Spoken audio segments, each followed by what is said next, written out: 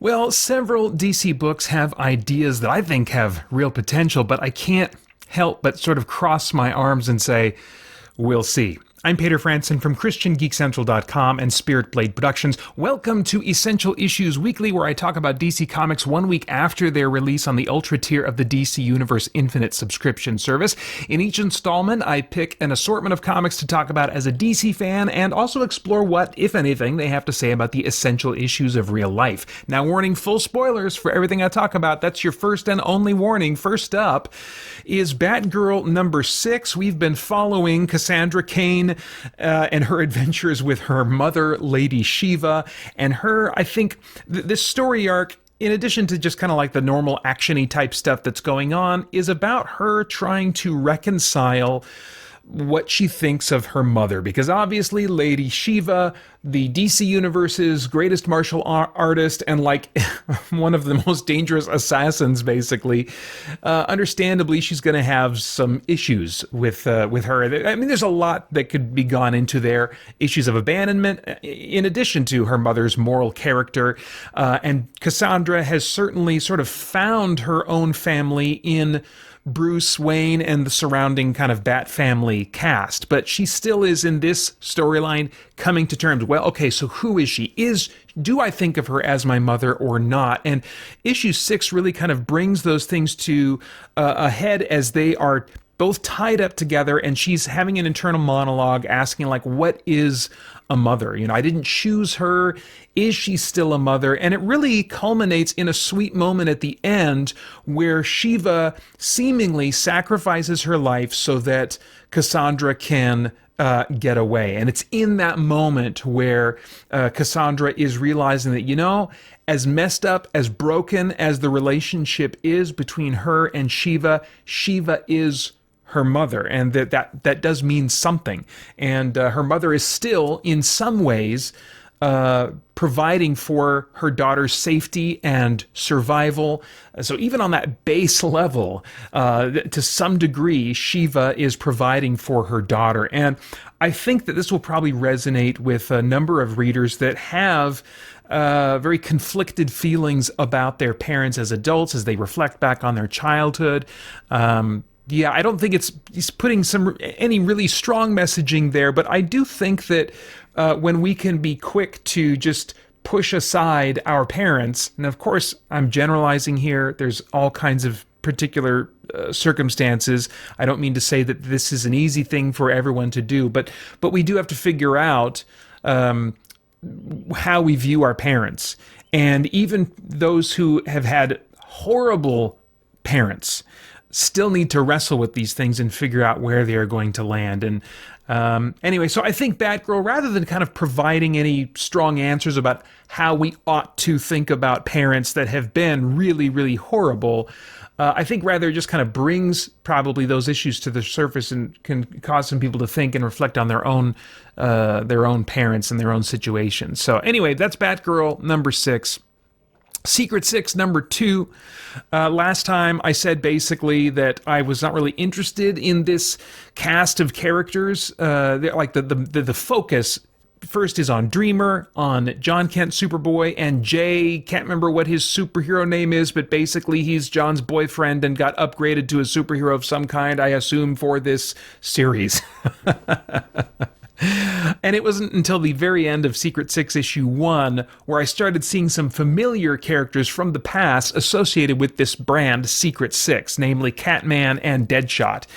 And Black Alice, well, I guess she was more of a Suicide Squad character. I don't remember if she was ever in a roster of the Secret 6. Well, we finally start getting some more focus on some of these returning characters. The focus of the book still seems to be, though, on John Kent, Jay, Dreamer, and kind of what's going on with them. And that is an uphill battle for me at this point. I would have preferred that we start with the more familiar characters and we bring these other guys on, help me get to know them and care about them, because right now I just don't. I've not been interested enough in these characters in the past to really be excited about them being the front runners in a team book.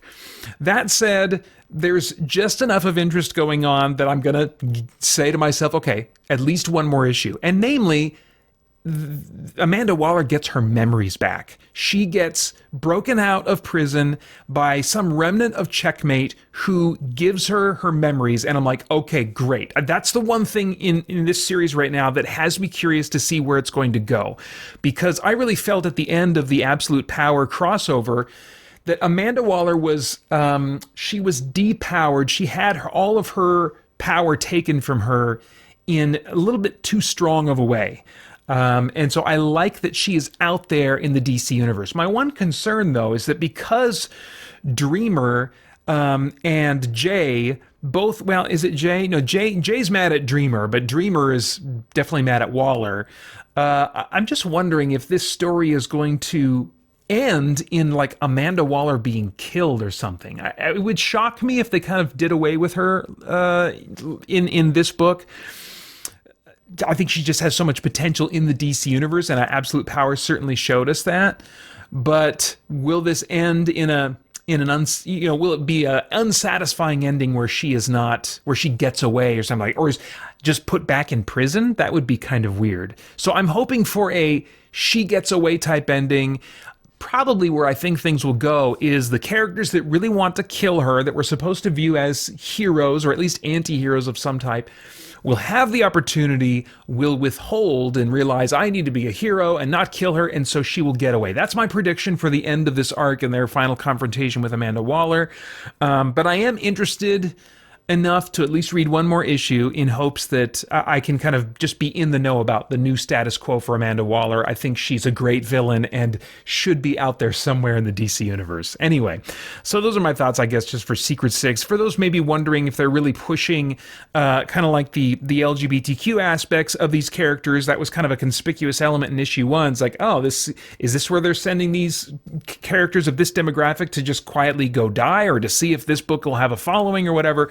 It is just kind of an interesting percentage of these characters that are migrating to this book. They don't seem to be pushing that kind of stuff, or like, I don't feel like this is preachy at all. Like sometimes those characters can be used but yeah. So anyway, that's where I'm at with Secret Six number 2. Hoping, no, not really hoping. We'll see. We'll see what happens with number 3.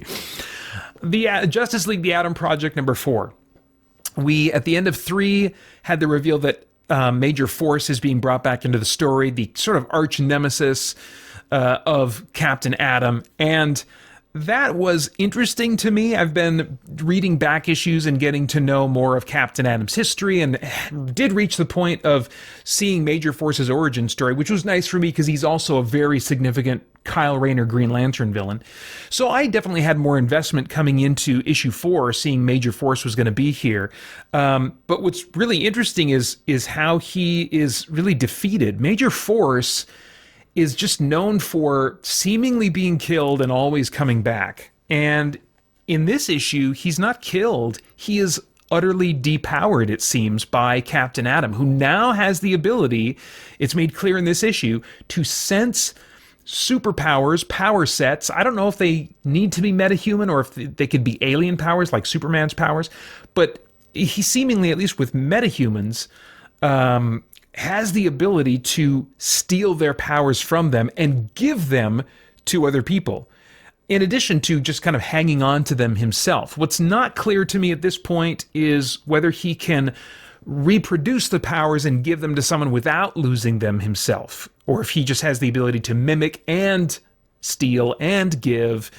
But Captain Atom at this point is really getting a crazy amount of power that, once again, I suspect is meant to take him more in the direction of Dr. Manhattan in terms of power set. But we'll see what happens. Very, very interested to just see this development. I still would prefer that the story was told linearly. They keep jumping back and forth between then and now and then and now.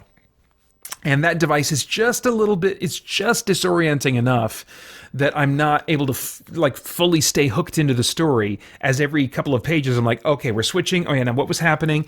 But that's probably more of a me problem than other readers.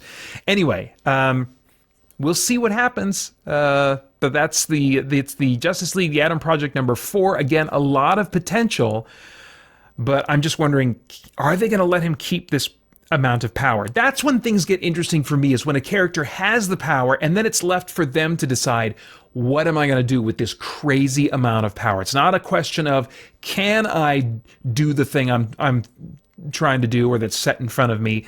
Should I do that thing? So anyway, yeah, that's Justice League, the Atom Project number 4. Still just kind of seeing things develop, but, a lot of potential. And then finally, JSA number 6. This is interesting. This story, at least this issue, is titled The Death of the JSA, or maybe The Death of the Justice Society, and they're at least in part making good on that, at least for now. Wildcat Ted Grant is seemingly killed, and when he is stabbed through the heart from behind, the villain says, your lives have run out, or whatever, which I think is meant to clue us in as readers that, like, he's not coming back from this. That's what we're at least meant to think.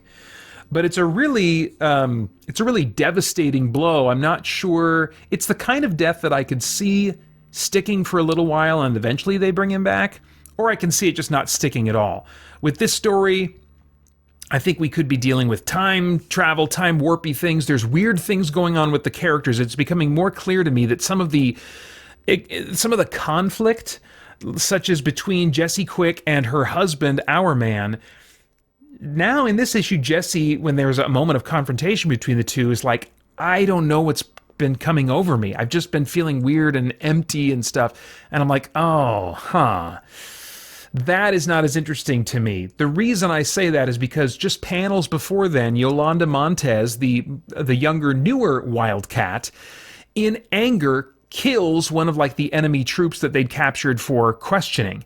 And that was certainly a shocking moment. But if you combine that with what Jesse Quick says, like, okay, I think these guys are being manipulated. I think that's going to come out in the end. And all this conflict that seemed to be developing is not really, at the end of the day, it's just going to be washed away. And I have mixed feelings about that.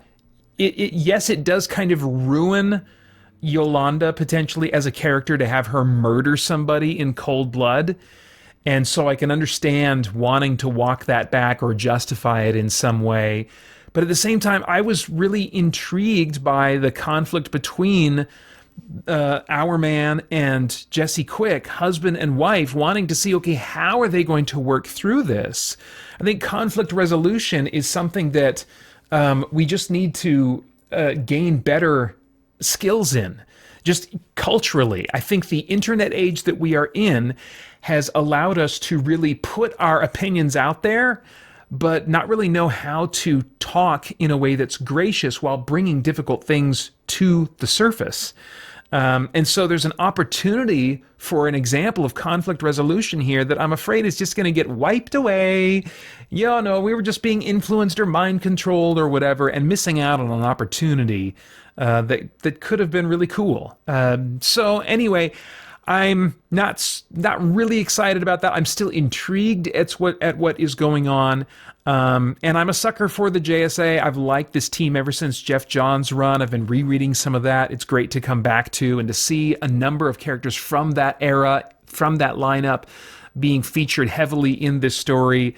I'm still definitely in, but it's still very much like, okay, well, we'll see what they do with this. I'm not super optimistic, but it could still be some really neat things that they allow to develop and come out of this. And yeah, so my ring selection for this week, probably predictably, is the Black Ring. Just kind of feeling like, there's some neat ideas here, but in some of these stories, I think we're too much still in the middle to see where they're going to go. And I even see indications of, in some cases, of like, I don't think this is going to go in a satisfying direction. But, we'll see. That's where I'm at. And those are all of my thoughts on comic books for now. As always, love to get your thoughts and reactions to any of the comics I've talked about here, any comics I haven't talked about this week. You can leave those in the comments below. Then I hope you'll check out christiangeekcentral.com. Tons of content for you there, including a monthly podcast version of this content if you would like. But all of that made for you as we continue to geek out and seek the truth. For more chat about geek entertainment, answers to your questions, and news from the wider world of Christian geekery, get the Christian Geek Central podcast today on iTunes and other podcast services.